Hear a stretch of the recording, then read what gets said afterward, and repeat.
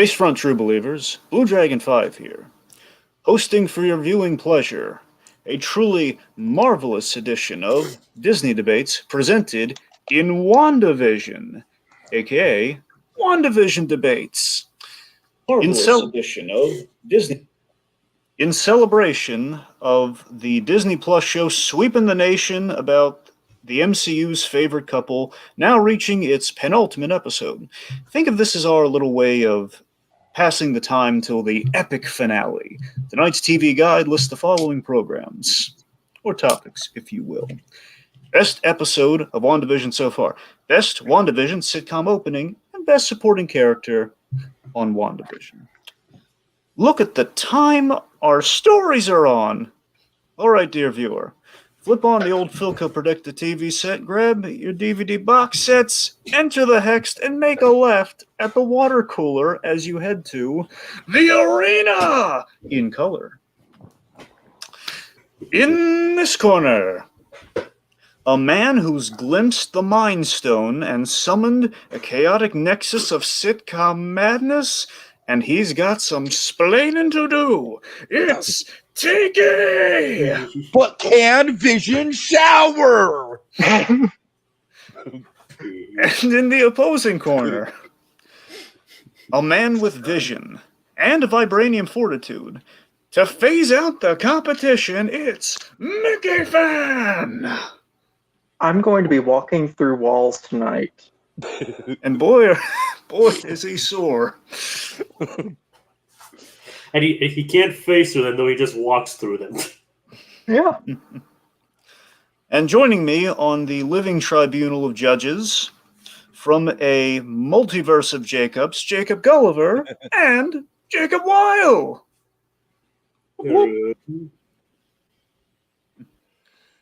How we doing, fellas? Doing good. I am doing fine. Doing okay, partner. Outstanding. Excellent. This is all good stuff. All right. It's been a while since I've done one of these.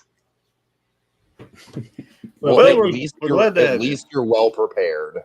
Yes. And thank you for stepping in. Yes. All right.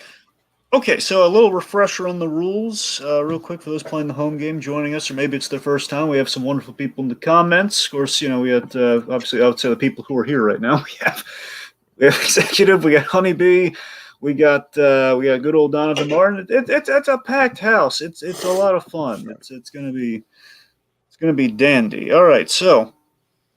A little refresher on the rules. We got 3 rounds. Of course, we go through who has what, the opening statement, then it'll be kind of a fight to the finish. Part 2 here is the bell, which means it'll be time for the judges to deliberate. The judges will vote on who sold them. Whoever gets the most votes gets the point for said round. The objective, of course, first to 5 points wins. At the end of the 3 main round questions, we bring in the coin. In this case, the King's coin, as in Tom King's coin, or Jack the King Kirby's coin, however, whatever strikes your fancy. Let's just say Tom King's coin. King's coin, fully optional feature of our little game. Lands heads, you get a point. Lands tails, not so lucky, you lose a point. Is there a hidden coin? I'm so glad you asked, because yes, there is. Hidden.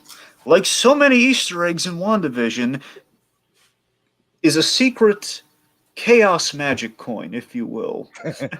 Boy, will there be surprises. But I think I'll keep those to myself. Oh, God. Yeah. Anyway, so after the main round, we will enter the speed round when things get really interesting. Do you gentlemen understand these rules as I've explained them to you both here this fine evening? Yeah, let's do it. Yes. Excellent. Cue the randomizer. Right. Find out who's going first. 3, 2, 1. Okay, Tiki's going first. McMahon going second. Sounds good. All right. Any more words of Bob Fosse? It's showtime, folks. Let's get started. Round numero uno. Come on down. Yes. What has been the best episode of WandaVision so far? Full wording. Nice and fancy. Looks polished. We're so far, folks, again, penultimate episode. We have 8 episodes to work with. 9th one isn't quite here yet, so that one's off the table. Could end up like Mando Season 2 and blow us all away and de facto be, how do you not put that on there? So we've saved ourselves from something. Who has what? Tiki. I have got episode 5, a very special episode. What's so special then? No, I'm kidding. Okay. All right, Mickey fan, what do you got? I have episode 8 previously on. Previously on what? That's No, I'm hard kidding. to say. You don't think about how hard that is to say. Previously on. Carlton Hughes Shut up. has made a career out of saying That he has. I mean, we're On the- well versed in previous. We might just be well versed in previously on. Maybe that's just us. I don't know. previously on. Oh, okay. Bates Motel references aside. Hold on, let's- let me do one just for good measure, okay? Previously on Bates Motel. All right. Okay, go ahead, Dragon. Okay. Anyway, let's look at. So speaking of which, Mr. Chatty Cathy, let's get to your opening statement. All right, so episode 5, a very special episode. This is, of course, the kind of the late 80s, early 90s era. And what I love about this episode, what I think makes it stand out, episode 8, it's great, it's dramatic as hell, but it's the sad show, man. It's like the Pixar sad tears factory. You know, it's all sad all the time. This episode 5 is what WandaVision excels at, which is having all the great sitcom tropes, but also having all the mystery to go along with it. I feel like episode 5 is kind of like the pinnacle of kind of like the sitcoms, and then also like the conspiracy. Like, you know, we get great moments like the Agnes double take. We have the awesome cut to credits at the end of the episode, that followed by the standoff. I feel like it's just a very memorable episode. Easily probably the most memorable cliffhanger in the show with fake Pietro. I just think it's got everything going for it. It's firing on all cylinders. I feel like it's the best of both worlds with what the show's trying to do. Right, Mickey fan, dazzle me. I love that you say that your episode is what the show is trying to do, because I think that previously on is everything that the show is trying to do. It is exploring Wanda, exploring her psyche. It is revealing that the true villain of this side of the story, at least, is not anyone in particular. It is Wanda's grief and her tragic life. It is the sad show, but it is the sad show in the most effective way. And Catherine Hahn is absolutely fabulous. Every single line is said perfectly.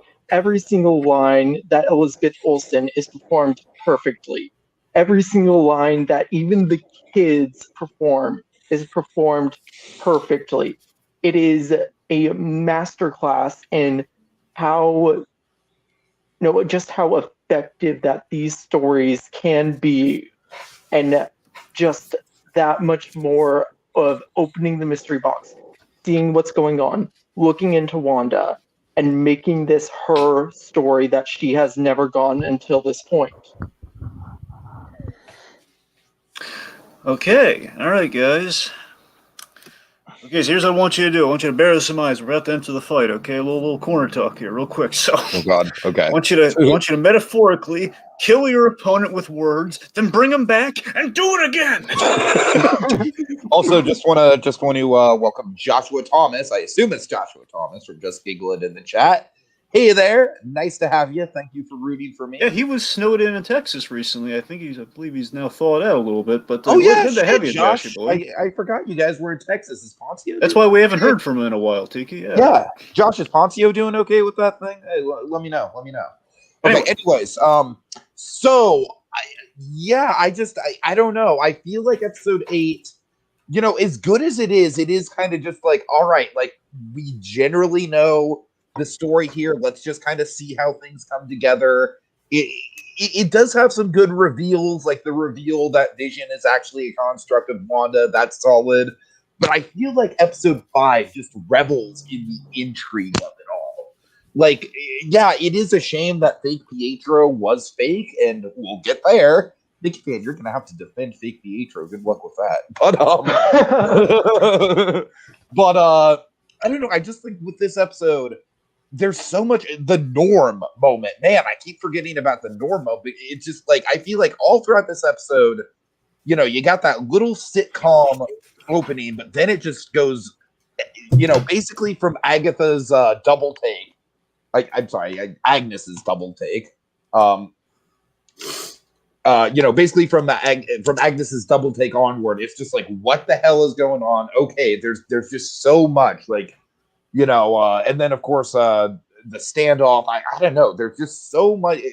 2 different standoffs in this episode. One with Wanda versus Hydra, and then the other. Oh, not Hydra. I'm sorry. Fact checking myself here. What is it? Help me out here. I'm not helping you. You're my opponent. That's great. So I think is wind it back. Which group are you? What are you trying to get to here? The sword. Encounter with the yes, sword. Thank you. There you go. Well, how do you get Hydra from anyway? I don't know because I'm anyways. Yeah, that standoff. Five letters each. They're crazy sub-governmental agencies. Yeah, but Hydra's not an acronym. Okay, guys. No. I'm debating here. Go on. Okay, so Mickey Fan, what do you got for me? I can throw it back at you. No, I'm going to throw this back at you because you say that, it's reveling in all the sitcom tropes, but, this is the first episode where we're actually going back and forth between Wanda's world and the real world, and it doesn't quite strike the balance that it does later on. I think, episode 8, it is the Wanda show. It is her show. Yeah, it's not Wanda Vision. Vision's not even in the episode. It's just Wanda. Actually, he is. He has... This episode finally shows... He's not in the episode in current time. I'm taking this. Hold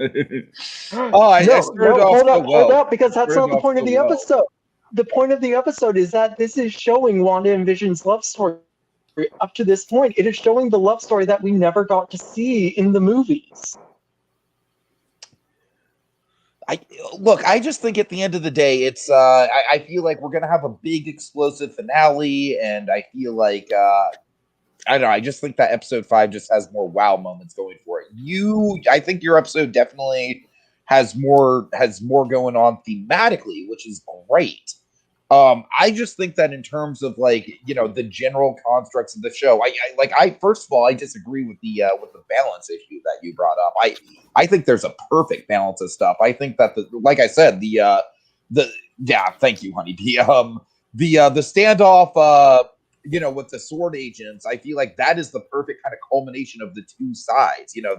That's the one and only time in the show that current day we see the 2 factions coming together. And so I don't know. I just disagree just inherently about your point about the balance. I just think the balance is perfect in this episode. I think I'll give it to you. That's a great moment. Most of the other real world stuff leading up to it. I mean, you got Jimmy and Darcy, but outside of that, you got the big Monica Rambeau tease, which is, we'll get more into Monica later, but there's a big moment with her that almost got kind of passed by, but now looking back on it, it's a big tease of her powers, the lab test. And then I don't know, you just get you basically build the trio. Yeah, you're building the trio, but you also have Hayward being a generic asshole for most of it, and that's all I really remember about that side of episode 5. I am glad you bring up Hayward, friend. Thank you. Because Hayward, I feel like it is super cool, especially on a rewatch, the whole misdirect. And I think Hayward is honestly a really damn good villain. And how he misdirects everyone including the audience, into thinking that Wanda stole Vision's body. I think that's a fucking fantastic but reveal. you know what? You know where we found that out? We found that out in this episode. But it was set up in this episode, and I feel like without the setup, it's not nearly as powerful of a reveal. Oh, absolutely not. But the writing of the payoff matches, if not is better I'm just saying with Hayward, you can't knock Hayward. I mean, I genuinely think, yeah, he might be a little generic, but I think his ultimate plan is just like really damn good. I don't know what his plan is. We don't know. He's trying to make Vision into a weapon, but outside of that, I don't know the specifics. Yes, I mean that does it need to be more specific than that? A weapon for what? We don't know yet, but we don't need to know yet. That's the end game of it all. That is the end game. Okay, well, I digress. No, moving back into my point of this is Wanda's story. No, Vision's there for the pun. Can I just say that episode 5 is easily Vision's strongest episode between the stuff with Norm and then the big face off at the end. I mean, this is the episode where he really is just coming into his own, really discovering and just I feel like Paul Bettany just plays it so perfectly with his mix of confusion and anger and genuine remorse for what the people are going for. I mean, there's a million different emotions with Paul Bettany. I love how you keep agreeing with all my points, and yet somehow I'm wrong. I love. No, I'm not saying you're wrong. Episode 5 is great. I just think that episode 8 is the better episode because this is Wanda's show. This is Wanda's story. This is Wanda finally getting to show us, the audience, everything that she has been through. And it is her dealing with that grief in the most tragic, toxic way possible. Yeah, I mean, it's good reveals, but what are good reveals without good setups? And I feel like that's, at the end of the day, that's kind of the foundation for the little argument we're having. But it's not just the reveals, it's the backstory. It's finally seeing that bomb explosion that killed Wanda and Pietro's parents. It's seeing Wanda somehow dealing with the death of her twin brother after Age of Ultron. It's seeing Wanda and Vision actually falling in love instead of just being told they're in love. All right. Okay. Thank you. Well, I think it's pretty fair to say who won this. Okay, I'm going to cast the first vote. I'm voting Mickey fan. Yep. All right. Gulliver. This is a tough one. There's some really good points on both sides here. I am leaning a little bit more towards Tiki. Not because of the way he argued, but because he's factually correct. All right. Jacob, break the tie. Okay. I think because he's factually correct also, I'm going to go with Mickey fan. Oh! Ooh. Wow. Okay, first point goes to Mickey fan. All right. Oh, wait, so there's a few. Well, technically, the factually correct episode would be episode 6, but the Halloween episode. But I probably would have tried 6, honestly. But there are a lot of good ones to pick from, obviously. But anyway, got some comments. We have some great comments. So Jess Giglet had some leanings during this. Yes, he did. Jess Giglet very much was on instinct. Tiki won this round. That was really early in the fight, though, so I wouldn't put a lot of stock in that. It was like before he really went. But I don't know. Maybe there's like a sixth sense there. Regardless, Joshy Boy goes on to say it was Tiki's to lose. As in, basically, Tiki had the right answer with episode 5 being better in JGI's point of view. I really feel like I lost it with the Hydra thing, not because it was like like an inescapable error, but just because I really lost my footing with the Hydra thing. Executive says Imagineer Civil War. It's really funny. Imagineering Civil War, two sides, the middle ground, the whole Accord. Anyway, okay. So point 1 goes Mickey fan. All right. Let's see. That brings us to round. Oh wait! Before we go to round number 2, let me check. Let me check for the coin. All right, so guys, just so full disclosure here, I had the coin. I did, but it kind of transformed into hex, so I can't find it. So I literally had it in my hand this round, but it's gone, so we can't use it. So I'm gonna go with looking. Maybe it'll be the next one, but round 1, it's a no go. Can't find it. Right. And guess what? The hex swallowed up Mickey Fam. Really? Yes. Dang it. Let me read some comments before we go. God. Okay. All right. Keep an eye out.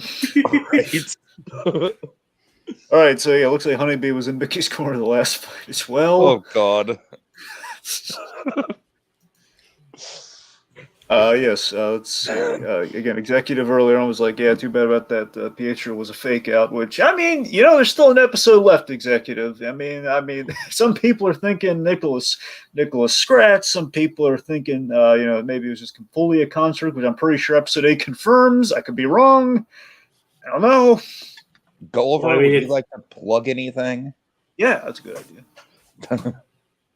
I don't have anything super exciting right around the corner, but I can tell you that I'm going to be working on a new regular horror podcast with some Minnesota theater folks. We did a limited run podcast over the holidays called Blight Christmas, which was a series of horror shorts in podcast form themed around the traditions of the holidays. And people liked it, and the person who was kind of running it that we had very little involvement with other than we hosted it and did some promotion and stuff, decided that it's cool. Decided that he wanted to do another show, and so we're going to be working more involved with that. And if you like horror stuff, keep an eye on the Hot Chocolate Media pages. So what is it, like talking about horror movies or like scary stories? Original narrative horror. Oh, okay, cool. In podcast form. Nice. So yeah, performed by some trained theater professionals and film professionals. Nice. So sounds groovy. All right. Yeah, definitely give us an update on that when you get it up. Will do. All right. Okay. All right. So yes, let's go ahead and get into round 2. Numero dos. Okay. How'd the hex treat you, Alice? Oh, I went out of it for a second. Thought I was happily married. It was awful. All right. Anyway, no cool powers to speak of. Well, we'll see. Maybe it'll take. All right, so got to go in and out a few more times for that to. Yeah. Okay, which episode, WandaVision, has the best sitcom opening? Of course, it's kind of been the fun runner with these WandaVision episodes. Pretty much, I mean, I'll be shocked if we get one more than this last one. But so far, I mean, it looks like we've gone to a certain point. Pretty much, it seems like we have all the sitcom openings to pick from on this, just even going to the penultimate. So, who has what, Tiki? What do you got? I have episode 6, the Malcolm in the Middle style theme song. Little Malcolm. I'm sorry, Little Malcolm? What? Yeah, don't you remember from Disaster Hours? Little Malcolm. Oh, God. All right. Anyways. And I have episode 2, the Bewitched style opening. All right. All right. Okay, opening statement, Tiki. Okay, I'm just first of all, I just want to go on record and say I think these two are just very, very great homages to their original source material, and I genuinely don't know how to debate this. I really don't. But if we're just gonna go for the jugular here, I think that Malcolm in the Middle is a little bit more socially relevant. Of course, it's the birth of Bryan Cranston, and Bryan Cranston and Malcolm in the Middle gets referenced later on in the series. I love the pop punk cover. I think it's just super fitting for the time period. Of course, this intro works in fake Pietro, and I think he's worked in perfectly as like the wacky nephew / son-in-law kind of character. And I don't know, just genuinely speaking, I just feel like this intro, I honestly feel like it's a little bit more original than the Bewitched intro is. I feel like the Bewitched intro is like so close to Bewitched, but this is very close to Malcolm in the Middle, but at the same time, it's still kind of doing its own thing. So while I do think that these are both just super accurate recreations of their source material, I would give the slight edge to Malcolm in the Middle. The word you were looking for was brother-in-law or uncle, by the way, but sure, yes. Sorry. Yes, thank All you. right. Son-in-law. I'm All right. sorry. It's fine. It's go funny. We're All right. dealing with some stuff right now, Dragon. I know, it's just kind But- of funny. Look, we don't know if Billy and Tommy are part of the Rainbow Mafia or not. Oh God! All Oh right, God! I mean, All right, make look at the comics. all right, Mickey the fan. Rambo Just Mafia. Oh, don't. all right. Hey, Mickey fan, take it away. Opening statement. All right. So, the episode 2, Bewitched, easily the catchiest theme song, just in its simplicity. But also, it's such a loving homage to that Bewitched style of openings, where you're just following the animated couple around, and they're doing their thing, and it's such a fun moment. I think, and that's episode 2 is very much just fun for the most part. And like that, this opening just sets the tone so perfectly. All right. Okay, guys, going into this one. I want you to leave your opponent begging to rain fire. Play it out. All right.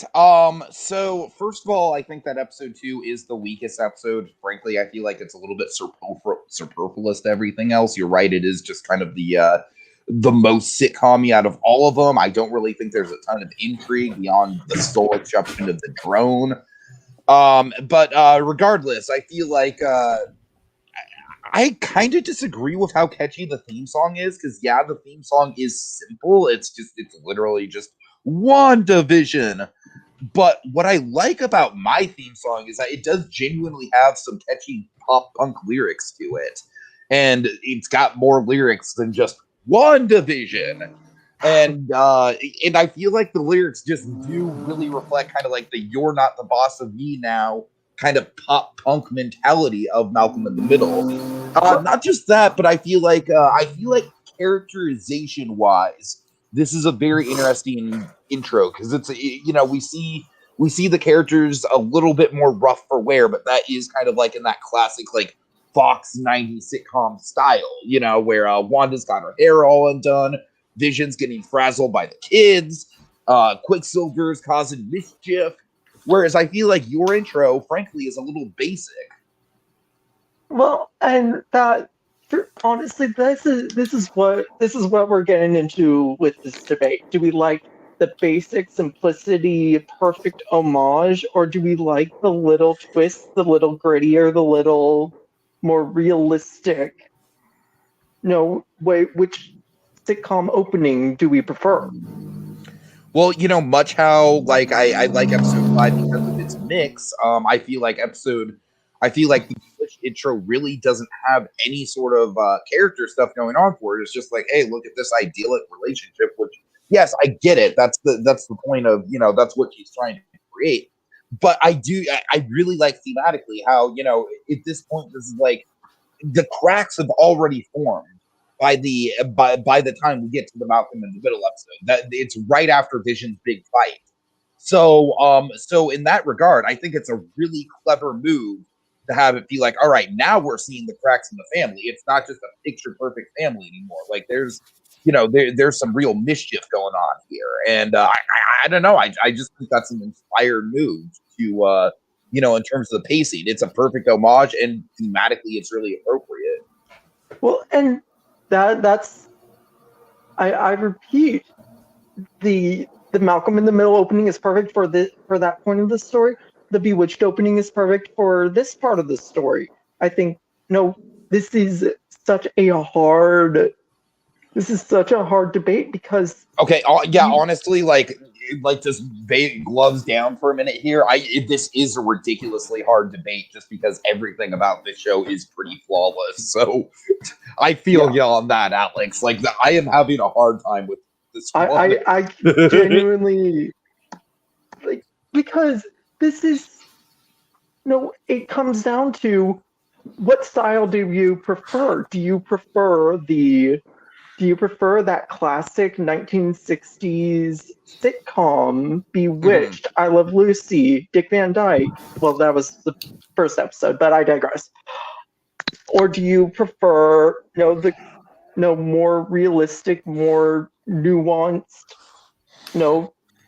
rougher around the edges 90s Fox? Did I mention that mine has a pop punk theme song? Yeah, and mine has a really catchy earworm. Like, are you saying that pop punk isn't a catchy earworm? Because I will fight you to the death on that, my friend. Pop punk. No, I'm not. I'm just saying this one as a genre, inherently by its very existence, is an earworm. 1960s sitcoms theme songs are by definition earworms. Oh, you're right. Oh god. Oh god. I feel like the scales are like Thanos would love this round because I feel like it's super balanced. Perfectly balanced. You cannot argue these two. I genuinely don't know what else to add here, man. They're so. Can we just call this one a tie? Yeah, no, I don't want to call it a tie, but like I don't really know what else to add. I feel like you and I we've made the points we need to make. Dragon, can R2 just come in here? Thank you. God. Well, so much for Rain Fire, but okay. I mean, Thanos did enter the equation. Into a debate I've ever seen. Yeah, I was expecting more Endgame fans. You guys gave me Infinity War, which is interesting, but not really. Okay. All right. Jacob, what do you got? Me or Gulliver? No, I'll call Gulliver. You. It's actually kind of hard to pick. I mean, as I said, both these kind of do stand on equal footing. Once again, thank you to the Lopez's for these marvelous songs. Yeah. Marvel. Oh god, that was a pun. I didn't even realize. I know. Yeah. I was about to say. So, apologies. But I guess it's kind of hard to determine based on the strength of arguments alone. But I think, in my personal opinion, I would kind of argue kind of side with Tiki on this one. I honestly feel like he brought more fire to his argument than Alex did. The Mickey fan did. I think he defended his points and stood on stronger grounds for a lot longer. All right, Gulliver, where are you leaning, buddy? Yeah, I think this is definitely a really tough one, and you nailed it on the head when you said, I think Tiki said these are the two most fun openings, and that's absolutely true, which is what makes these so good choices for this. But I think that I'm going to have to side with Alex on this because the Malcolm in the Middle style one, it doesn't sell as well as the Bewitched one does because they've already revealed a fair amount of what's wrong, and going back to that pretend that everything is right doesn't work as well as it does in the Bewitched one. I think that one sells it better of oh no, everything's fine. That's partially because it's earlier, but it also does a good job of keeping the humor of it light and kind of lulling you into a false sense of security. So I'm going to side with Alex on that one. Yeah, I'm going to be the tiebreaker here. All right. A little pebble on the scale. What? A single grain of rice can tip the scale. Oh, yeah. Yeah, the good one. Anyway, so it is really close, obviously. Of course, honestly, all these openings are winners, let's be honest. But, yeah, I got to tell you, just a part of me, Tiki made some excellent points, but two things I feel might tip the scale against his favor here in that Tiki teed up the Cranston point so well, but he didn't go anywhere with it. Where he pointed out that, hey, Cranston kind of pops up a little bit later in our story. I mean, I'm sorry, where is there to go with it? He pops up. Like it's not. No, it's I'm not saying like, you could have. It's not like Cranston plays an actual MCU character in the show. No. What I'm saying is the fact that hey, there was a little extra to this, and that hey, of all the sitcoms that kind of come back and pay You're off just in bitter because I didn't give Bryan Cranston enough lip service. You know, I haven't cast my vote yet, right? Right. Anyway, I agree with what Tiki just said, basically. I had other things to say. All right, go ahead. I'm sorry, I just think that's such a small part of my debate. I'm trying to. It's a close battle. I'm looking at a microscope. Okay. I heard punk cover throwing in a little too much. I'll agree with that. That didn't help. Okay, I'm saying there were some slips and there was like a hint of a missed opportunity. All right. I didn't. Anyway, I also on the reverse side of things, the show fair play. Okay, I'm sorry. I think Mickey Fan could have made an argument for again, like out of like possibly the most memorable opening out of all of them, in that it might have been a more marketability with kind of the '60s kind of catchiness of the theme, perhaps. And again, even though it doesn't have as many themes and lyrics, WandaVision is quite simple. Anyone can get that. He didn't make that point, so that's why it's close. But I don't know. I think I might, just for the heck, I'm going to lean towards Mickey Fan. All right. All right, so Mickey Fan's got 2. He's got 2. All right. A few awesome comments here. Of course, Gulliver here making some excellent points. So Joshy Boy, he says Cranston, if he does take an MCU role, could end up as a Spider-Man villain. Which, can you imagine Bryan Cranston's Norman Osborn? Can you imagine that? So that would be, because he can go big. I mean, they'd probably cast someone who's Russian, but I would love to see him as Kraven. I want Stefan Kapusik for Kraven, but that's just me. Were there some recent Kraven rumors that I was hearing? Like a while ago. I don't know if they were. I forget who it was. I mean. Oh no, it was Keanu Reeves. I think actually. No, actually, that's not bad. That could either be really good or really bad. I mean, modern day Keanu. Robert Maillet for Kraven. The thing I love about Keanu is that he knows his limitations. So it depends on how they play Kraven in the movie. Anyway, so then Gulliver goes on to kind of throw out some other alternate suggestions, such as the High Evolutionary or Magneto. And I got to tell you, that gets me real excited. Cranston as Magneto sounds amazing. Oh, it does, yeah. Unfortunately, with any of these roles, I mean, with Kraven being an exception, but again, I'm thinking we're going in perfect roles. Stefan Kapusik for Kraven. Let's get the Colossus guy to be Kraven. That'd be awesome. But no, the Cranston's like on record many times saying he doesn't want to play a character who's already been played by an actor, as in like we've had Defoe, we've had that makes sense, yeah. We've had Ian McKellen and Fassbender. It's hard to top Fassbender. So I mean, it's in that respect. I mean, he's always had the X-Men villain he's wanted to play has been Mr. Sinister. So if anyone, I think that he'll be aiming for that guy. But no, seriously, Magneto as Cranston's excellent. They could ever sell him on that, but they offer him Lex Luthor and Commissioner Gordon and turn them both down. I don't think it's possible. All right. Okay, yes. So Mick Fan gets the point. Let me check for the old coin here. Oh, I got a coin. Oh my God, I got the coin. Oh, it's a Subway token from Amazing Spider-Man 2. Sorry, guys. Sorry. I'm sorry. Stupid Hex. It transformed it. I'm sorry. If J.K. Simmons didn't exist, or when it was more of a major character, I think that he would also be good as J. Jonah Jameson. I just want Cranston. Oh my gosh, he'd be amazing as JJ. Like I said, if for some reason they could absolutely not get J.K. Simmons back.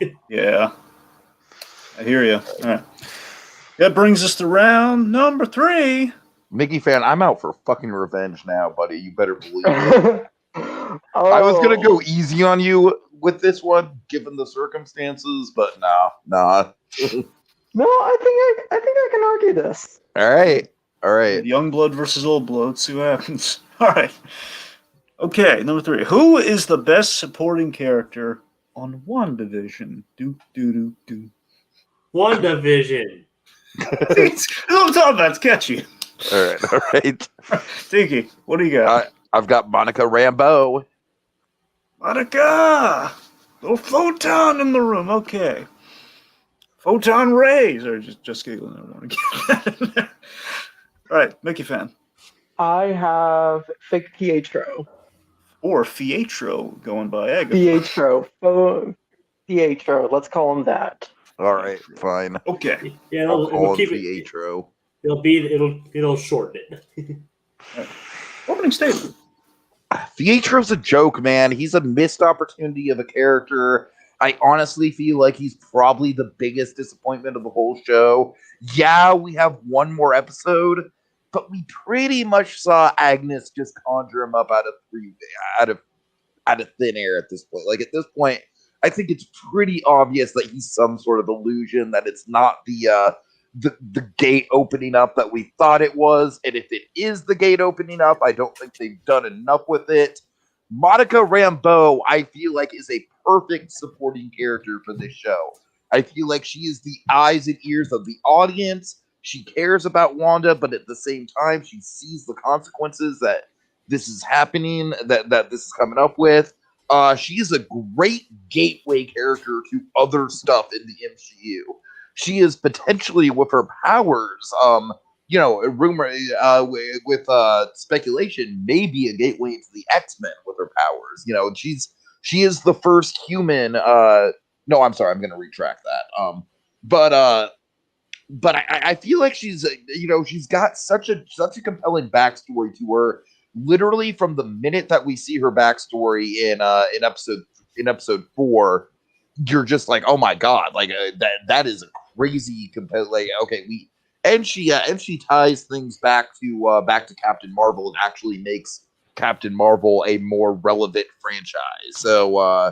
So I feel like she's an excellent kind of like eyes and ears character, and I feel like the teases with her are actually going to go somewhere. Pietro is literally just a big, dumb, walking joke, and frankly, I don't even like the way he's written. I think a lot of his lines are like, the whole like, who's the popsicle? That's kind of funny, but like, I think some of his dialogue's kind of awkward. I don't like how we had that cliffhanger, like the whole like, oh, Sneaker's gonna sneak. Like I just thought that was kind of cringy. There's a lot with fake Pietro that I frankly think the writers are gonna have to do a lot to have it not be a disappointment. I don't know. All right, just a little clarification comments. Executive says it's Spectrum actually. They haven't really come down because we set up Photon. I know. See, Monica's had a couple names in the comics, right? To go over. Correct. Yeah, so I mean, I've heard some people Marvel, saying she's been Photon, she's been Spectrum. Yeah. Anyway, so the point being, I mean, I'm assuming it's Photon. We saw the nameplate and the whole Mother Legacy thing, but I mean, I could be wrong. They haven't said it yet. Anyway, we had a big name reveal at the end of last episode. We got to give Monica our own, I guess. I don't know. All right, make a fan. All right, this is actually going to be very hard for me to argue because Just Giggle It is correct in saying that Agatha is the correct answer, but I digress. Right. I'm going into this blind. So Pietro is a prime piece of the mystery box that is WandaVision. He's that centerpiece that unlocks basically the entire rest of the show. He's the one who makes Wanda open up, who gets Wanda in that spot of being comfortable enough to explain a bit of what's going on and what's happening, and not necessarily why she's doing this, but what her mental state is. He is giving Wanda that shoulder to cry on that she has needed for so long. You can tell that I am a Wanda apologist. But Pietro, he's so interesting because the characterization in this show is so perfect that those off lines that you mentioned, Tiki, those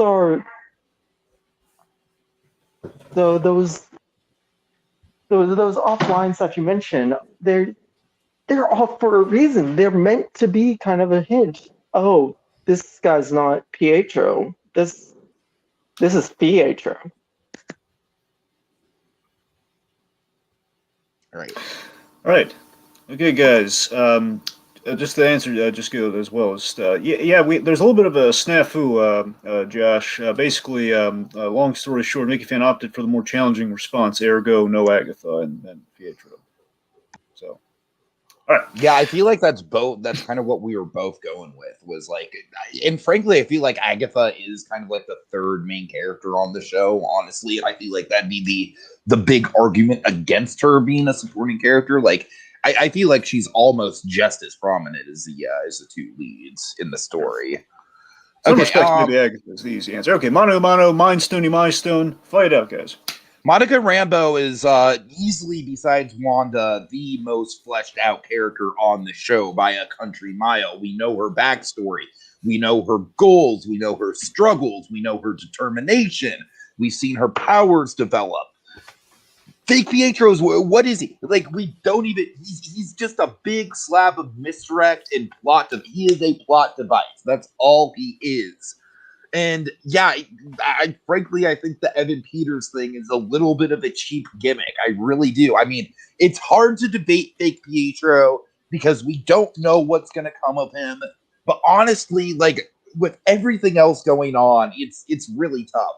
With Monica, I already feel satisfied with her. I already feel like we've gotten almost a complete character arc out of her. And I'm excited to see where she goes moving forward. I think she's going to be a great addition to Captain Marvel 2. I think going on, it's excellent to have another strong woman of color in the MCU. That's super valuable. So just honestly, I think Monica just ticks a hell of a lot of boxes, and I think Fake Pietro is really just a gimmick. He is a gimmick, but no, it's a really strong gimmick that had been set up before, but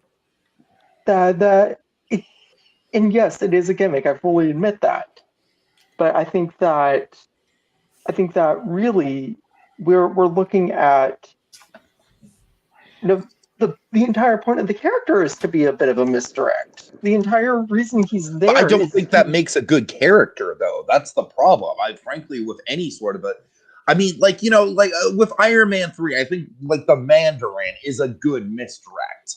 I think with Fake Pietro, there's too much on the line for Fake Pietro, though. I feel like that but we don't have the payoff yet.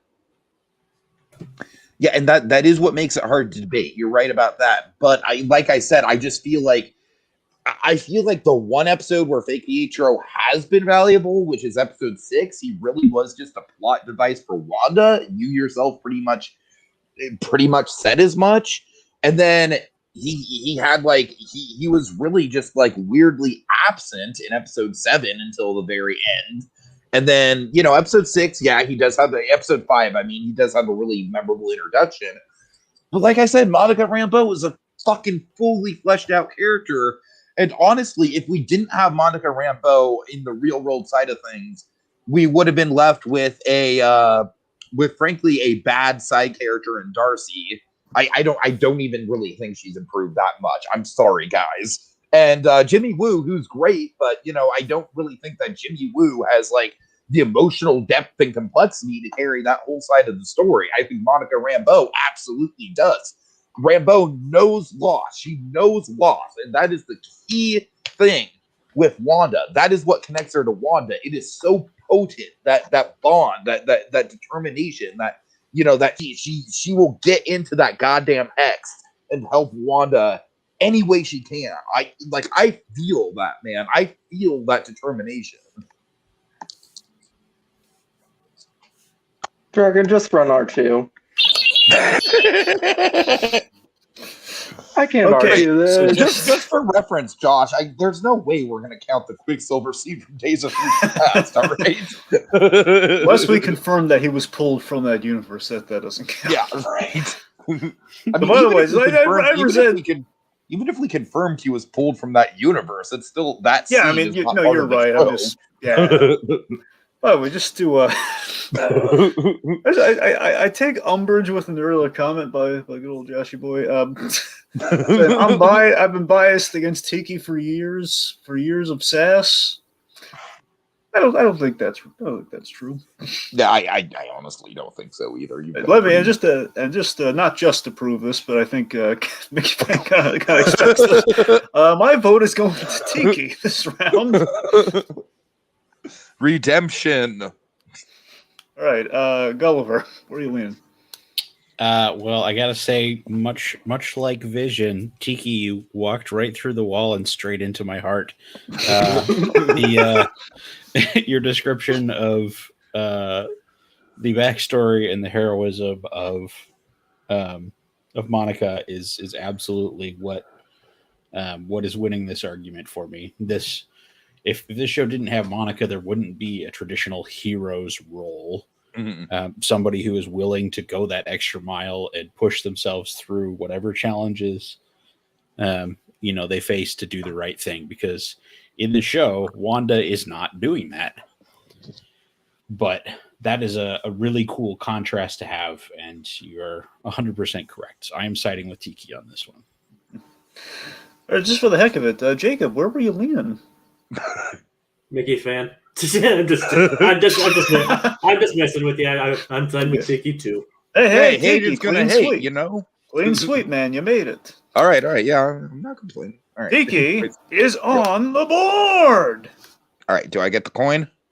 To be fair, though, Alex did kind of inherit that answer, and it was kind of an uphill battle. This was not just an uphill battle. This was a vertical battle.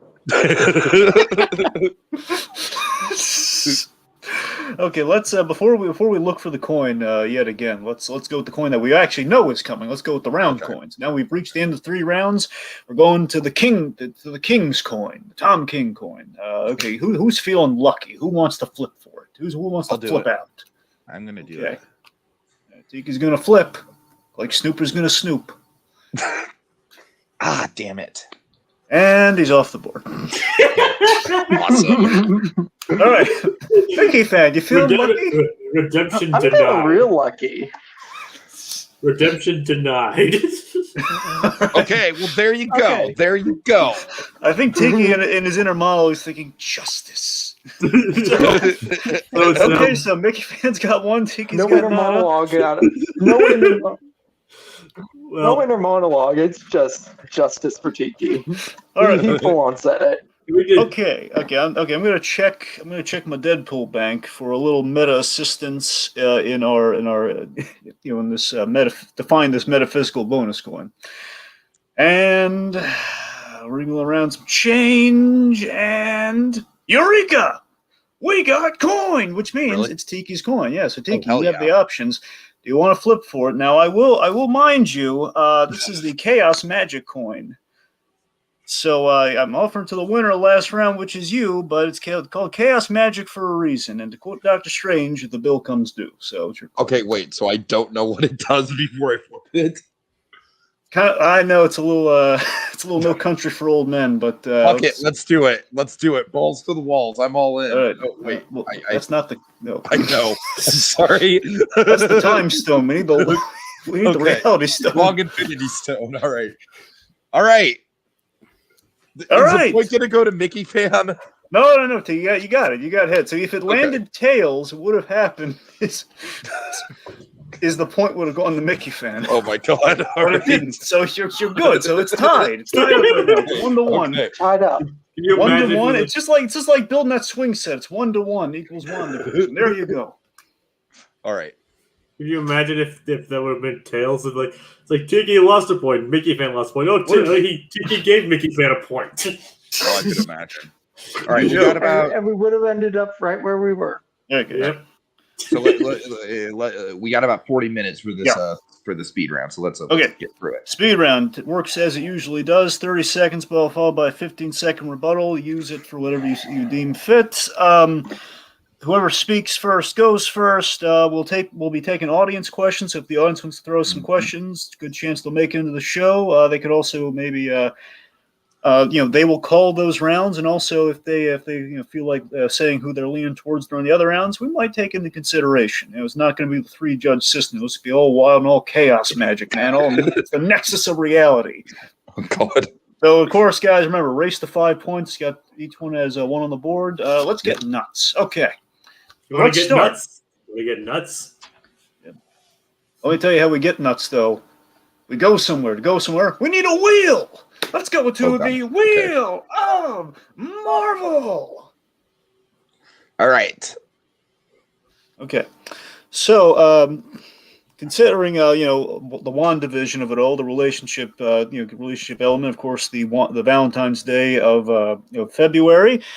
The month of February, you'll notice on this wheel are 12 MCU couples. MCU couples, as well as, again, we're also counting some Netflix and Deadpool now that he's newly been inducted into the MCU, so we put him on there. So we're going to spin it. We're going to sign. Since Tiki, do you want to spin first, or do you want Mickey Fan? Because you want. I'll spin first. Might as well. Tiki's going to spin first, which means he's going to be going first as well. So we're going to find out what couple Tiki has, and I'm going to tell him the question. Oh, okay. I like that. Yeah, Tika's got question. Unless the question is worst MCU couple, I like that.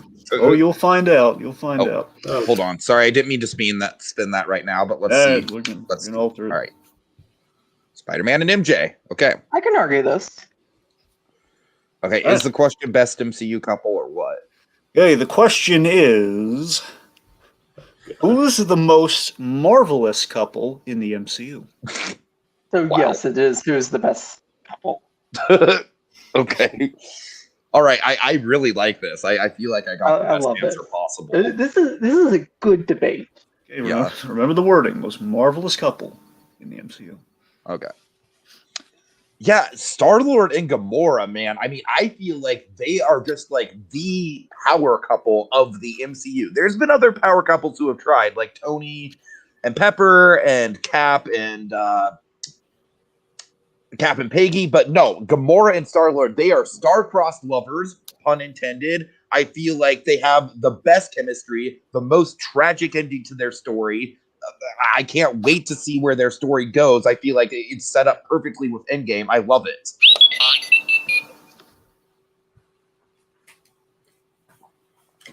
All right, Mickey Fan, when you're ready. Remember Spider-Man and MJ. Is there a more iconic comic book couple than Peter Parker and Mary Jane Watson? Outside of Superman and Lois Lane, probably not. I think that, and this is the newest generation of that epic romance, and it's updated so marvelously. See what I did there? And they're given such time to develop as a relationship. And you can see every step of the way.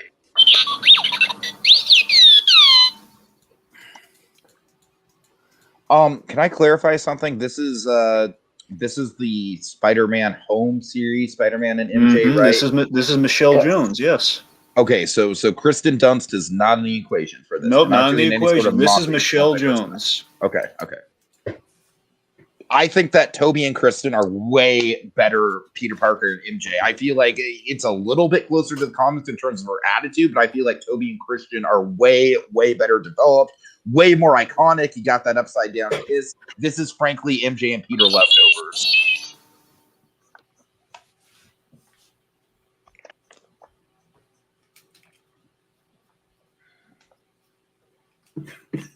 Okay, but no, we're with Star-Lord and Gamora, we're talking about a relationship that, much like Wanda and Vision in the movies, was a lot more tell and not enough show for my liking.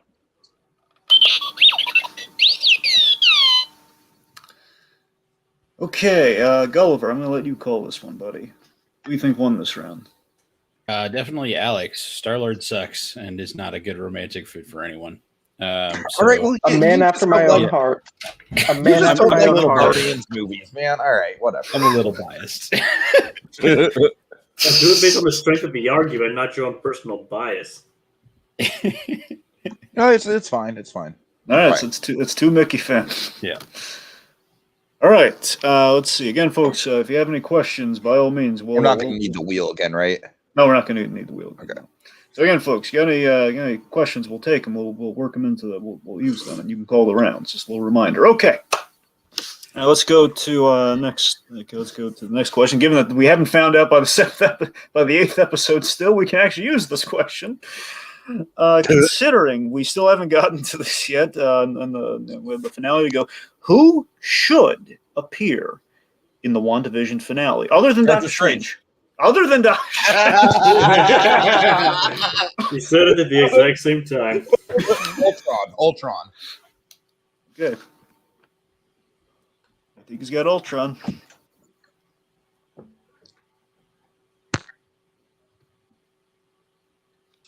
Can I say no one? No, you can't say no one. Okay, but I have a good argument for why. No! No. Wacko! No. No! Unless there's a character named No One. I mean, look, it can be a Marvel character we haven't seen yet if you'd like. I mean, by like the one we haven't seen in the MCU, you can. Why don't you that. do Arcade, the memorable Marvel villain Arcade? No. Or Millie the Model. God. That's a good pull. That's a good pull. Let's say the High Evolutionary. Okay, High I have Evolutionary. no idea who the fuck that is. I have not the faintest clue. Well, that's what you're gonna have to work with. So, all right, I think he's going first. All right, All You're right. ready.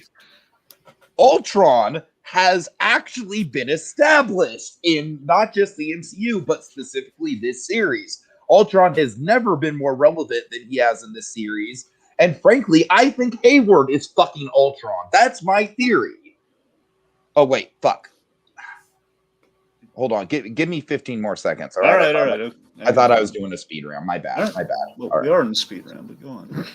Well, no, I thought I was doing. I thought I was doing. Okay, so Gotcha. so Hayward is Ultron. Yes. Okay, I just think it'd be just a fucking fantastic twist. I mean, Hayward is already a really good villain, as I established in my arguments, but it'd be a fantastic twist. Like, okay, and also we need James Spader. We need more James Spader. Ultron was a really fun character who didn't have a lot to work with.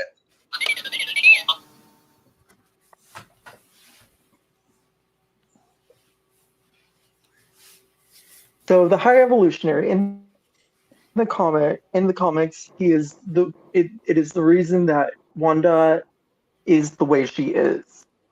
And I think that adding that MCU twist to it, and with the importance of that Scarlet Witch title, as we found out in episode 8, I think that you could do something so interesting with the story that is already being told about Wanda if you threw the High Evolutionary in there. I mean, what you're saying sounds cool, but it's not a Luke Skywalker moment. I feel like not even casual comic fans are going to know really what that is. And I feel like Ultron is the character where it's like, I feel like he's a great missed opportunity of a villain, and he's just all over this series.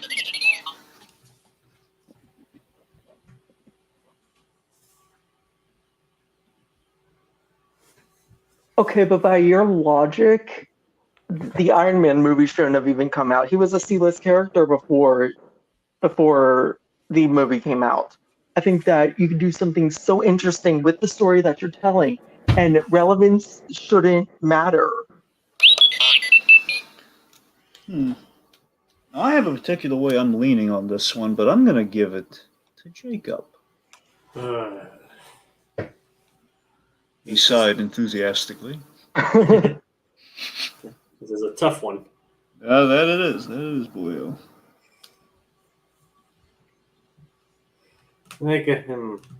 I mean, as far as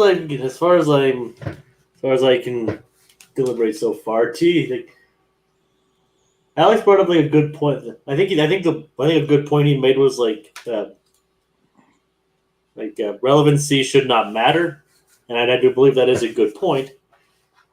But I also do believe that overall, Tiki himself made a stronger argument overall. Like even if it might sound a bit ludicrous, I do like his idea of Hayward being Ultron in disguise, or something along those lines. I'm like 40% that's what's going on right now. I am like, Emphasis on the 40. That's a I'm strong genuinely majority sure, right there. I'm genuinely sure that he's 40% Ultron. no, I'm saying like I'm not quite half and half, but I'm almost a half and half with it. But still, I'm leaning towards. But strangely enough, I'm leaning towards Tiki here. All right. Okay, well, Tiki gets the point. But also, I want to point out relevancy absolutely fucking matters when the whole question revolves around a Luke Skywalker style cameo. Like, by its very definition, it matters. Well, hold up. That wasn't the question, Dragon, was it? can you read the question? I know Dragon said. Go ahead. Who should appear in the WandaVision finale other than Doctor Strange? Okay, you're right. Well, you did mention the Luke Skywalker thing in the tease up to the question, but you're right. You're right. Okay. Anyways. All right. Anyways. So, what's next? For the record, I didn't mention the Luke Skywalker thing going on to the tease up. I'm pretty sure I didn't, but okay. Point being, it's all said and done. You got the point. All right. Okay, now Luke talks about movies in the comments. Luke. Well, speaking of Luke Skywalker, Luke, come on. Look, listen. We're in the speed round. We're taking audience questions. If you'd like to lob us a few that are Marvel related, ideally. Yeah, Josh, if you're still there too, we'd love to take questions. Yours if you got one. Again, folks, and you'll be able to call the round. And on the Muppet question. You know what? I kind of agree. Let's do it. Wait, what? Bring on the Muppet question. Oh, you want the Muppet question? Yeah. Remember, it's basically an obligatory rule that we must always have a Muppet question. Yeah, okay, we'll go to the Muppet question. Yeah. Actually, something occurred to me during the last round with the High Evolutionary. The fact that that kind of means Cranston can't play the High Evolutionary because he was in the Malcolm in the Middle. We saw him; he can't be the High Evolutionary. Wanda's Anyway. like, you look awfully familiar. Because you made me look like Cranston. I'm not complaining, but you made me look like Cranston for some reason. Unless anyway, like a CG or a prosthetic kind of deal. That's a good. I didn't think of that. You're right. Okay, so all right. Anyway, so a Muppet question. All right, brace yourself, boys. To celebrate the Muppet Show on Disney Plus, finally. Yeah, right. Which Muppet should appear on WandaVision? And this can be a small or big role, but no Easter egg. Can't just be like, hey, she watched the Muppet Show. No, the Muppet's gotta be in the show. Miss Piggy. Miss Piggy. Okay. Okay, so Mickey fans going first with Miss Piggy. Mm-hmm. Sweetums. Interesting. Okay. All right. Okay. So here's the thing. Go. Here's the thing. If you're gonna have a Muppet cameo or Muppet in a role, it's going to be Miss Piggy. She's just that character that you always have when you say, "Oh, let's have a Muppet in some random role." It's going to be Piggy if it's not Kermit. And I think that you could really do something so funny with Vision and Piggy interacting. All right, just to clarify, Dragon, you said it could be a cameo, but not an Easter egg. Yeah, not an Easter egg, isn't like it can't be like Wanda's like watching the Muppet Show like in one offhand. It can be just like a single scene, right? Yeah, sure. It can be as big or small as you want. It can be like just like a norm role, like a norm level role if you'd like it or not. Yes, whatever. Yeah. Okay. Do. I'm just out here trimming my rose bushes. Oh, hi there, Wanda. How you doing, neighbor? That's what the Sweetums cameo would be. It'd be fucking glorious. I feel like it fit in right at home with Sweetums' character. With Miss Piggy, frankly, what you're pitching with Miss Piggy sounds like an SNL sketch. I just feel like Sweetums just out there trimming rose bushes along with everyone else in this weird suburbia with all the other weird shit going on in WandaVision, you would hardly even question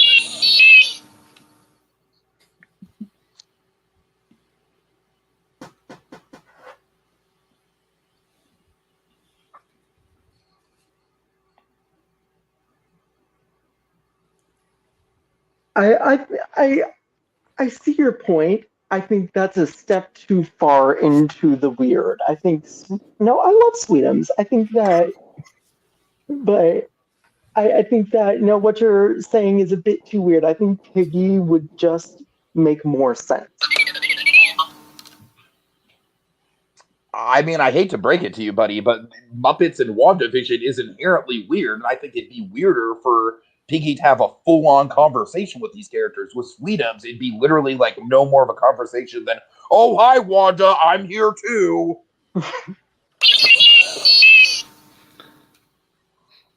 That was a good one. Oh boy.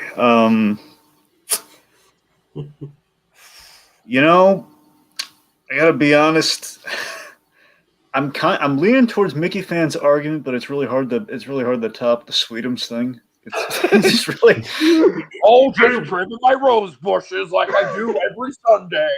I mean, look, had Tiki not have made the SNL sketch point, it probably would have gone to Mickey Fan. But since he made that point, and then Mickey Fan's his main argument was it's a step too far into the weird. We've done some other weird things. I don't know. I think I'm gonna say Tiki gets the point. So that's 3 Tiki, 2 Mickey Fan, and we have questions in the comments. We're gonna use one because we have basically the same question by Claude. I honestly like all these questions.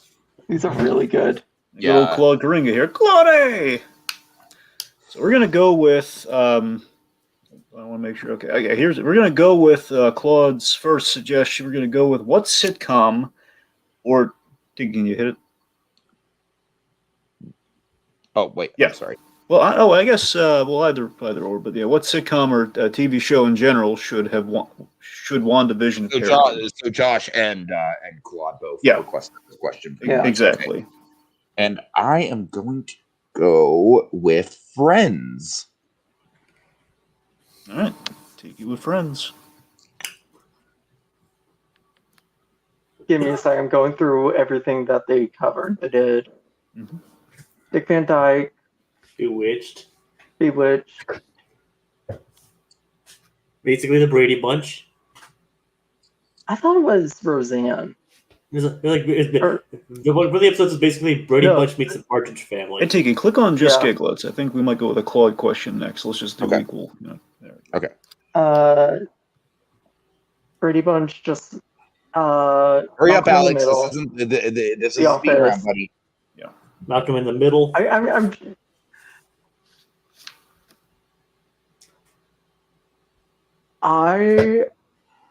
I'm gonna say Mary Tyler Moore. Okay. We did not do the Mary Tyler Moore show? No, we did Dick Van Dyke, which featured Mary Tyler. Which features Mary. Okay, that makes sense. I'm sorry. Okay. Okay, so Friends. All right. Friends, I feel like, is easily the most iconic sitcom that they did not use in WandaVision that could have fit into the formula of WandaVision. Because Friends is all about drama with kids at the end of the seasons, and I feel like what they could have done with WandaVision and Friends is kind of parody how much the kids kind of got in the way in the later seasons of Friends. I don't know. I just feel like it was kind of how did we not have an "I'll Be There for You" theme song?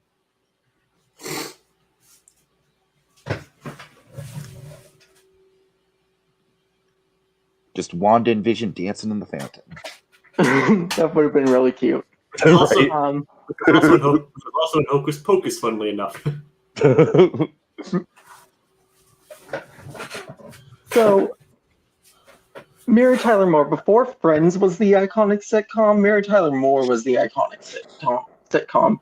And I think that, we're really missing that, that moment where women in these shows got a lot more independent that Mary Tyler Moore brought. And I think that could have really been the standout moment for Wanda. That could have been where, Wanda could have been figuring things out and manipulating Vision a little bit more, and we could have seen that. I mean, I just think the fact of the matter is we've already got a Mary Tyler Moore sitcom in the mix. I just feel like it'd be a little bit too much Mary Tyler Moore. And like I said, Friends is seminal. There's a streaming war going on, and Friends is at the fucking center of it.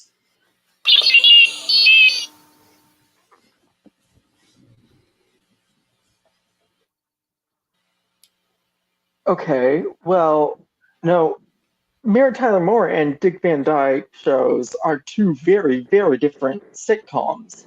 I think that, Friends, we kind of somewhat crossed that border on the way to Malcolm in the Middle. Okay, so all right. Okay. Just giggle it, or I tell you, whoever answers first, Claude or Josh, call the round. Okay, call the round. You get to decide who the winner is of this round, whether it's Tiki with friends or it's Mickey Fan, Mary Tyler Moore. Who swayed you? Who had the better argument? God, give that a minute. we have like a fucking embarrassment. Sad I don't get to chime in on this one. Are you anti-Friends? I get the vibe that you're anti-Friends. I don't care particularly for Friends, but I am very positively Mary Tyler Moore. Oh, because okay. Mary Tyler Moore show is set in Minneapolis. There is a statue of Mary Tyler Moore throwing her hat less than 2 miles from my house. Gotcha. We got a winner. Tiki, Josh voted for Tiki, which means it's 4-2. If Tiki gets the next one, he wins. I didn't even realize I was that far ahead. Yeah. All right. Okay. Basically, it's like this: there are good shows, and then there's Friends. Honestly, I agree. There's more of a blind spot with the '90s with how they approach things here. So I think Friends probably would have been the better choice. That's just my 2 cents. I mean, there are good shows, bad shows, and below that, there's Friends. I do love Mary Tyler Moore. I feel like Friends is kind of like in its own category. It's both great and toxic at the same time. All right. Yeah. Claudia also agrees. Okay, so let's go with a Claude question. Or should Okay. we go with a Luke question, considering that this was kind of a Claude question too? Yeah, let's All go right, with Luke. Okay, let's go with Luke. I don't know if you guys are going to be able to do this one, but let's go with Luke. All right, so Luke says, what type of commercial would you like to have seen parodied? So I guess Billy what type- Mays. Billy Mays Billy infomercial. Mays infomercial. No, I said it first. I'm going to call a verdict. I heard Tiki say it first. Motherfucker. Hold on. Gulliver, who did you hear first? I'm not sure. I literally said Billy Mays, and then he's chimed in with infomercial, and then I chimed in with No, I said Oh my the God. minute Dragon stopped talking, I said Billy Mays infomercial. I heard Mickey Fan first, but I'm hoping Gulliver could confirm it. Can we go with a coin flip? We still have the Hang coin. on. Let me go to the Yes. YouTube and see if I can play it back. Oh to god, find he's out. going to the instant replay. Oh god. All right. Sorry, I could have sworn I heard Tiki first. I could have sworn I heard Mickey first. Why can't I tell? All right. I better think of a backup answer. You better too, Mickey Fan. Oh! I know a good backup. Okay.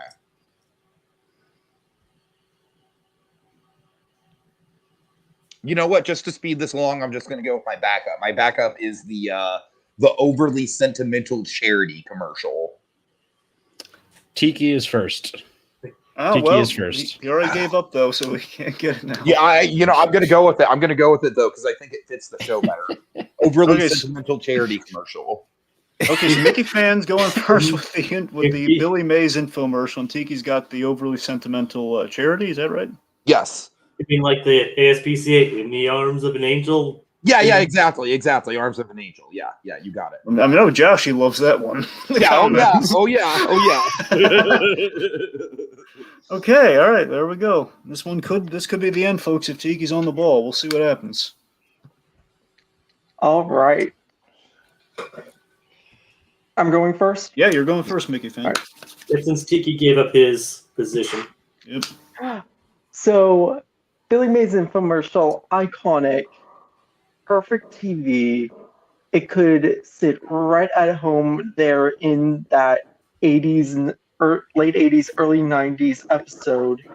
You could have that perfect moment of just loud, abrasive, almost obnoxious, almost used car salesman, but with that charisma of Billy Mays. It would have been so good. I think my my idea for this just kind of writes itself, so I don't even think I'm going to need all the time. You just do that cheesy as hell Arms of an Angel style commercial, but for the welfare of Sokovia. And I feel like that just fits right in. That fits right in. Done. I don't even need the next 10 seconds.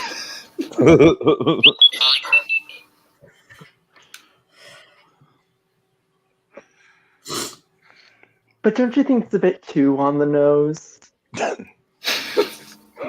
Like, all the WandaVision commercials have been relatively subtle. To have, in the arms of an angel with Sokovia, it's a bit too on the nose. I mean, that's what that commercial is, though. What is that style of commercial if not on the nose? I mean, I feel like it fits perfectly into Wanda's backstory.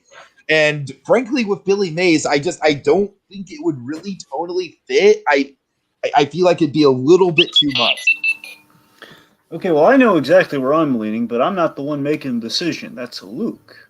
Luke talks about movies. The fate of this debate lies in your hands, your commenter. So tell us who won you, who sold you, who you think made the better argument. Vicky Fan with Billy Mays infomercial, and Tiki with the overly sentimental. While we're waiting, I'm curious.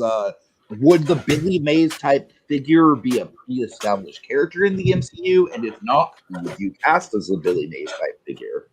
The same guy who's been doing all the commercials. Yeah, that's been the pattern. They use the same two actors. That, again, what we now have ruled out are not Wanda's parents, but Okay, fair enough. All right. You can actually see like a Phil Swift type guy in this show. All right, we have a ruling. The smoke is coming out of the chimney. We have a ruling. We have Tiki. Woot. Yeah, Luke talks about movies. I think Tiki's argument made the most sense. Ergo, Tiki gets the point. Ergo, Tiki has 5 points, which means he wins. Don't you mean ergo he wins? Yeah. I feel like I was really off the first couple questions, so I'm glad I made a comeback. Do you know what? I think Claude had a lot of really cool original questions. So do you guys mind if we do one question from Claude's selection, just to even out the scales here? Just another bonus exhibition. That's the word. A bonus exhibition, if you will. All right. Okay, well, Gulliver, you have time for an exhibition belt? Yeah. Okay, let's do it. Tiki, pull it up. Well, which one do you want to do? Wait, I thought you had one in mind. That's why you brought it up. No, I mean we've got several. Okay. Well, let's do the cartoon one. That's what I figured. I figured you were going to that one. Yeah. Okay. Otherwise, that or the Mephisto one. I mean, yeah. Wanda trapped everyone in the cartoon world instead. What Disney cartoon, Disney specifically, would work best for WandaVision to parody? Okay, Disney cartoon. Okay. Disney cartoon with a realistic edge. Are we talking like era, or do we want like a specific? I think he wants a specific cartoon. Yeah. So like a mashup. I'm gonna go with Recess. Oh, TV show cartoon. That's what I assume. Well, hence the TV kind of. I was thinking movies, but no, I assume he means a TV show because it would connect into the TV show element of WandaVision. Yeah. All of our questions have definitely been TV show centric. Well, all but one. That was Chip and Dale Rescue Rangers. Chip and Dale, right? Okay. The show with the Death Day cult. All right. Well, there's not like there are any stakes. No, you're right. Wait, you think Rescue Rangers had a death cult? Yeah, look it up, Jacob. Look it up. Yeah, more, but yeah. Well, I have it on Disney Plus, so I don't doubt it. All right. I mean, if Darkwing Duck has the devil in it, I can agree. I can see this. All right, hail Satan. Let's do this. Okay. Okay. So I feel like Recess, honestly, the reason I chose it is that I feel like it is one of the more grounded animated settings that Disney has done. But at the same time, there's also definitely a heightened element to it. So I feel like Recess would fit in right at home, right around the time that Tommy and Billy are in their preteen era. And Vision would be Principal Prickly, and Wanda would be Miss Finster. There you go. You're welcome.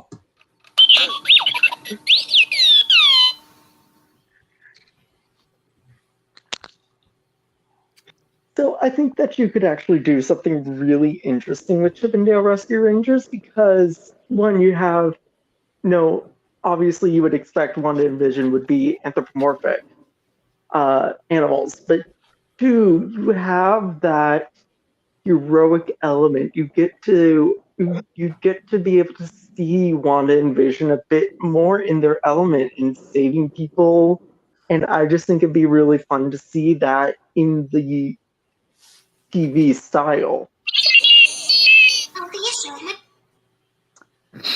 You know why that wouldn't work is because every episode of WandaVision we have been in Westview. We have not left Westview. With Rescue Rangers, like there's, as far as I remember, there's literally no generic setting. It's just adventure. Okay, but you can have an adventure in Westview. Like there's nothing that says that you can't have your Chippendale analogy go to Westview on a mission. There's still, my point stands. We get to see Wanda and Vision. Okay, well, I definitely have a leaning, but since it's his question, Claudia, what do you think won? Right? Alex, I'm sorry. I just think it's a lot of your stuff is absurd, man. Just, I'm not. Sir, how long have you known me? Oh, I know.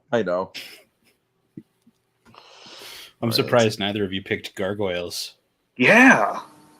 That would like I said, my argument was I was trying to base it in reality. So And this wouldn't fiddle. Imagine Monica Rambeau, but as like Star Command. How awesome that would be. Oh God, that would be fun. That would He's been to space. I could totally see that.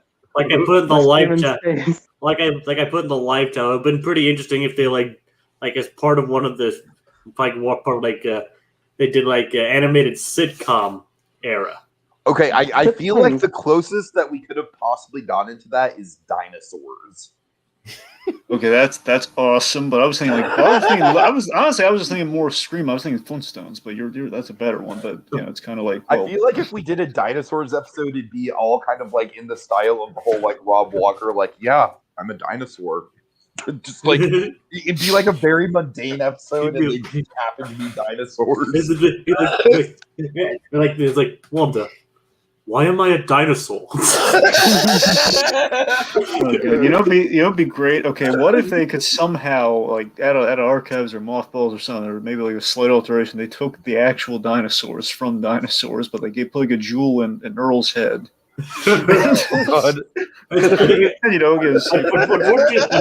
Unfortunately, I think the puppets are pretty much all degraded by this. Yeah, I know that's the tragedy. But again, give them a new head for the jewel. But you're right. It's probably all. They're all like sweaty as heck in those things. It's probably poor Bill Barretta, man. Seriously, Bill Barretta was he moved like a ballerina in that. Oh, he really did. Yeah. Oh my God. Okay, so we have some leanings in the comments, but again, Claudia, we need a ruling. You need a ruling, Claude. Exhibition bout here, but again, we're kind of winding and ditch the speed round. Oh yeah, sorry.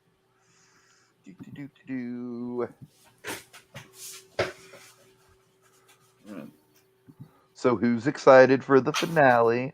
Well, we got it. Okay, I'm sorry. Okay, we'll touch on that. Okay, so Claudia says Recess sounds like it would make more sense. So Tiki, but my choice would have been I believe the correct choice. Kim Possible. Kim Possible is a good one. That is a good one. Yeah. Right. So Claudia, again, this little exhibition bout. He's going with Tiki. And Tiki's been on fire. He's been on kind of Nexus fire. Tiki just kind of steamrolled me in the speed round. Technically, all of his points have been from the speed round. Again, it separates the boys from the men. I don't think tell you, Mickey fan. I've been in that boat too. Yeah. Normally it's the opposite for me. I get steamrolled in the main rounds, and then I steamroll the speed, and then I steamroll the speed round. Same. I'm pretty much the same with that. Like There have been times where like my have been destroyed in the main rounds, but then like basically I end up winning everything in the finals. Yeah. So, Okay, so Luke talks about movies, says not to kink shame, but turning Wanda and Vision into animals lost me. So that's where Luke talks about movies draws the line right there. So understandable, I guess. And frankly, it kind of that's where I draw the line too. Honestly, I Yep. can accept dinosaurs more than I can accept I mean, anthropomorphic. honestly, Mickey fan, not just for that, but I mean, he just kind of lost me with the Chippendales where, again, at least Recess, like with the Tommy and Billy cell. I mean, I disagree with who Tiki was casting as Prickly and Finster, but, you know. Come on, Vision is Prickly would have been gold. Come on. No, that would, let me put it this way, that would have been gold, but Based Miss on the Finster was a buy. Okay, I don't know you're why. right. Based on Fine. the looks, that one guy who was married to, what was the guy who was married to Dot? He would have been good as Prickly. I think Dottie would have been perfect as Miss Finster, honestly. Oh my god! All right. Well, Dottie kind of dropped out after an I episode. know, it's weird, right? Yeah. She's completely dropped out. What was the guy's name again? The guy who was married to Dottie? Okay, so that's not Norm. That's the other. I always thought he was Norm, but he's not, because Norm's the guy that had the big tragic moment. Darn it. I don't know, but you know what I'm talking about. Like his mustache is like a dead cell for Prickly. Yeah, mustache. It's a full-on Dabney Coleman mustache. Oh, you're man. oh my god! Yeah. Oh, I can. Yeah. Oh, no, you're That's what I'm right. saying. That couple would be Is a perfect dead for ringer it. for Prickly. Oh my Giving in god! other suggestions like Gravity Falls would also have been perfect from Claude and Luke talks about I Phineas feel and like Ferb. Gravity Falls. That's my kind of instant go to with Disney, but I feel like that would have been a little bit too far out of the Westview setting. Phineas and Ferb's a good pick, though. Luke. Yeah, I agree with Luke on that one. Phineas and Ferb is a good pick. Yeah. It Right. is. Yeah, it's time to wind down. Want to thank all the commenters here. Thanks for kind of going on this little ride with us. I'm sure you're all excited for the finale, as we all are. We'll definitely be covering it. Basically, shout out some names. Some people who hopefully will see it or can have our coverage of the finale too. Maybe got Donovan Martin. Yeah. Will that be on Friday or Sunday? That's gonna be on Sunday. I know that it can't be on Friday. That'll be on Sunday. Maybe we'll be all shock and awe, and then we'll process, and then we'll circle back for Sunday. Okay. Okay. So Don Martin, Honeybee, executive, a few of the schmoes that are on here with me, but they already know who they are. Delicious Hot Schmoes. Yes. Got Joshua Thomas, aka Just Giggle. Go check him out, folks. And Luke talks about movies and good old Claude Karinga. And again, gentlemen on the panel, this is not the sidestep. Thanks for showing up, everybody. Thanks. Yeah. My Wonderful. pleasure. Jacob Gulliver, Jacob Weil, Sure and thing. Mickey Fan. And the winner. Thank you. Thanks that for does having it, me. folks. Anytime. Right, that does it, folks. Onward and upward to better things. Excelsior. See you next time. WandaVision. One.